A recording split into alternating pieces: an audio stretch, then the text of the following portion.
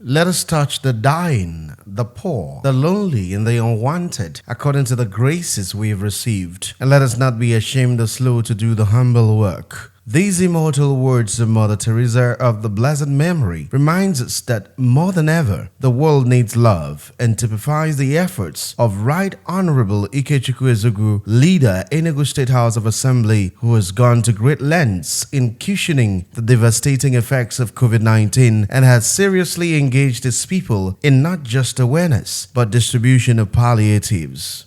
Here is what he had to say on the 23rd of May 2020 after what many have described as impactful COVID-19 grassroots awareness. The event on the 23rd of May was to enlighten my constituents on the dangers of COVID-19. The pandemic has no known cure for now, hence the emphasis is on prevention, prevention, and prevention. It is on record that Udenu local government stakeholders were the first to distribute palliatives in Enugu State at the local government level to the less privileged and the vulnerable on the 4th of April 2020. This was made possible by the voluntary contribution of money and food items by the public-spirited individuals in Udenu. With a spate of community transmission all over the country, and given that Udenu is a border local government, the legislator thought it wise to enlighten his people, as palliatives alone is not enough. In his words, most people at the local level think that COVID-19 is for the rich and mighty and those who live in the city. I therefore bought 28 handheld battery-operated megaphones for the 28 communities in Udenu and employed 28 volunteers, one per community, who I call village criers. I also employed 28 whistleblowers who will monitor the effectiveness or otherwise of the village criers.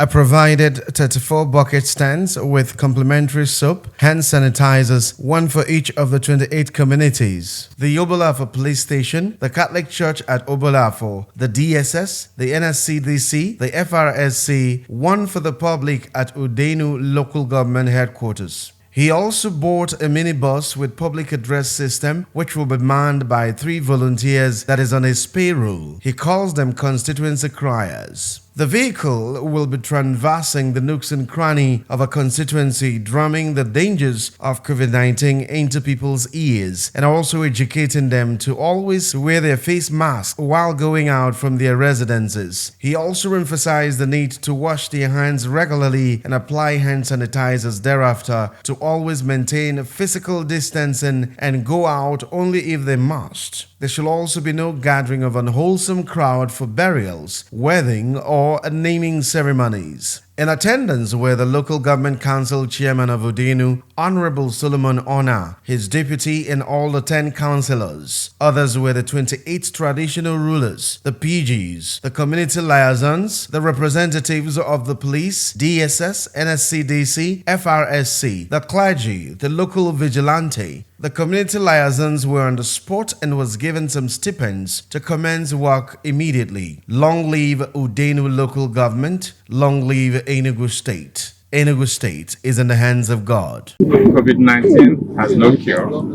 Having given them palliative from the state level to the local government level, I can say that food is not enough.